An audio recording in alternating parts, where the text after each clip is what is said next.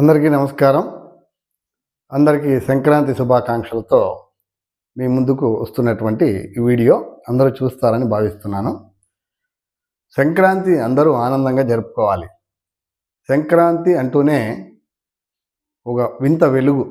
సూర్యుని యొక్క గమనాన్ని బట్టి ఏర్పడేటువంటి రాశుల్లో మకర రాశిలో ప్రవేశిస్తాడు సూర్యుడు ధనురాశి నుంచి. దీన్నే మకర సంక్రాంతి అంటాం. సంక్రాంతి అంటూనే భోగి మంటలు, అందాల రంగవల్లులు, కొత్త అల్లుళ్ళ సంబరాలు, కోడి పందాలు, గాలిపటాలు ఎగురవేయడం, అదేవిధంగా నువ్వులు పంచుకోవడం, ఇవన్నీ కనిపిస్తాయి. ఎక్కడ చూసినా సంక్రాంతి సంబరాలు తెలుగు రాష్ట్రంలోనూ, కన్నడ రాష్ట్రాల్లోనూ, తమిళ రాష్ట్రాల్లోనూ జరుపుకుంటారు.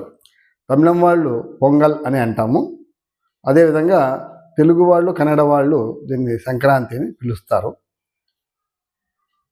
పాడి పంటలతో పచ్చగా ఉండేటువంటి తెలుగు వాళ్ళ ఇళ్లలో కొత్తగా చేరినటువంటి పంటల్ని ఉపయోగించుకొని తయారు చేసే పిండి వంటలు సంక్రాంతికి ప్రత్యేకమైనటువంటి రుచి అంటే కాంతిని, రుచిని రెండింటిని అందిస్తాయి. అందులో ఈ చెక్కిలాలు అంటాం, కొన్ని చోట్ల సకినాలు అంటారు, అవి తయారు చేస్తారు. నువ్వులు ఉపయోగించి నువ్వుల లడ్డూలు తయారు చేస్తారు. అదేవిధంగా కొన్ని చోట్ల ఈ అనప గింజలతో రకరకాలైనటువంటి వంటలు తయారు చేస్తారు. వీటన్నింటినీ తింటూ శరీరానికి వేడి పెంచుకొని ఈ చలికాలంలో ఆనందంగా ఉండడమే సంక్రాంతి యొక్క ప్రాముఖ్యత. సూర్య భగవానుని ఆరాధించడం, ఈ సృష్టికి మూలమైనటువంటి విష్ణు భగవానుని ఆరాధించడం, శివుణ్ణి ఆరాధించడం ఈ సంక్రాంతిలో ప్రత్యేకంగా కనిపిస్తాయి. గంగిరెద్దులు వచ్చి శివునికి వాహనం కాబట్టి శివుణ్ణి ఆరాధించడం కనిపిస్తుంది. హరిదాసు విష్ణువుకి సంకేతం. సంక్రాంతికి విష్ణువే హరిదాసు రూపంలో వచ్చి హరిలో రంగ హరి అని ప్రతి ఇంటి దగ్గర మరి వాళ్ళ యొక్క పాపాలను పోగొట్టడానికి వాళ్ళు ఇచ్చే ధాన్యాన్ని స్వీకరించడం జరుగుతుంది.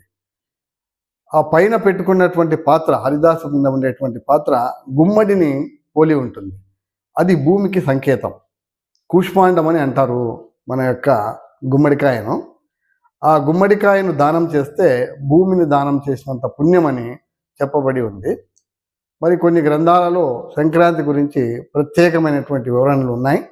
అయితే తెలుగు వాళ్ళు జరుపుకునేటువంటి పండుగలో అందరికీ తెలిసినట్టు పంటలు బాగా పండి ఇంటికి రావడం, వాటిని వినియోగించుకోవడం, రైతన్నల పండుగగా ఇది ప్రఖ్యాతి పొంది ఉంది. ఈ సంక్రాంతికి సాధారణంగా పిల్లలందరికీ సెలవులు ఇస్తారు. చదువుకునే పిల్లలందరికీ కూడా కనీసమన్నా 3-4 రోజులు ఆ పండుగలు జరుపుకుంటారు. మొదటిది భోగి, రెండవది సంక్రాంతి, మూడవది కనుమ, నాలుగవది ముక్కనుమ. కొన్ని ప్రాంతాల్లో చేసుకుంటారు. ముక్కనుమ రోజు కాకి కూడా బయటికి వెళ్ళదు అనే సామెత ఉంది, ప్రయాణం చేయదని. ఎందుకంటే బాగా కష్టపడినటువంటి రైతన్న ఈ 3 రోజులు హాయిగా కొంత కాలక్షేపాలతో ఇంటి వద్దే ఉండడం అనేటువంటిది కనిపిస్తుంది. రైతన్నకి ఇచ్చినటువంటి గౌరవం. మరి వరి పంట కానీ, చెరకు పంట కానీ, అదేవిధంగా రకరకాల పువ్వులు అన్నీ కూడా ఈ సమయంలో వస్తాయి. సి విటమిన్ కలిగినటువంటి ఫలాలు బాగా విరివిగా దొరుకుతాయి. ఈ పంటల్ని ఉపయోగించుకుంటూ ఆ పండ్లు తింటూ శరీర ఆరోగ్యాన్ని పెంచుకోవడం అనేటువంటిది ఈ పండుగ యొక్క విశిష్టత. మనం జరుపుకునే పండుగలన్నిటికీ కూడా ఏదో ప్రత్యేకత కనిపిస్తుంది. దాంట్లో సంక్రాంతి వెలుగుకు సంబంధించిన పండుగ అంటాం. దీని వెనక గాథలను చూస్తే దేవతలు ఉత్తరాయణం, దక్షిణాయనం అన్నప్పుడు దక్షిణాయనంలో నిద్రపోయి ఉత్తరాయణంలో మేల్కొంటారని, అందుకనే ఈ సంక్రాంతి పర్వం పౌష్యమాసంలో వచ్చినా కానీ గొప్ప పండుగగా ప్రఖ్యాతి పొంది ఉంది.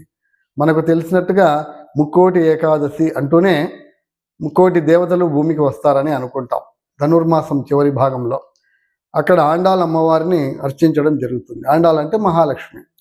ఇవన్నీ ఆలోచిస్తే విష్ణువుకి, మహాలక్ష్మికి, శివుడికి, గౌరమ్మకి అందరికీ మర్యాద ఇచ్చేటువంటి ఈ సంక్రాంతి పండుగను తప్పకుండా అందరూ జరుపుకొని ఆనంద ఉత్సాహాలను కలిగి ఉండాలన్నది ఈ పండుగ యొక్క విశేషం. మరొకసారి అందరికీ సంక్రాంతి శుభాకాంక్షలు తెలియజేస్తున్నాం. ఈ వీడియోని తప్పకుండా చూసి మీ అభిప్రాయాన్ని తెలియజేయగలరు. అదేవిధంగా సబ్స్క్రైబ్ చేసుకోగలరు. అందరికీ ధన్యవాదాలు. నమస్కారం.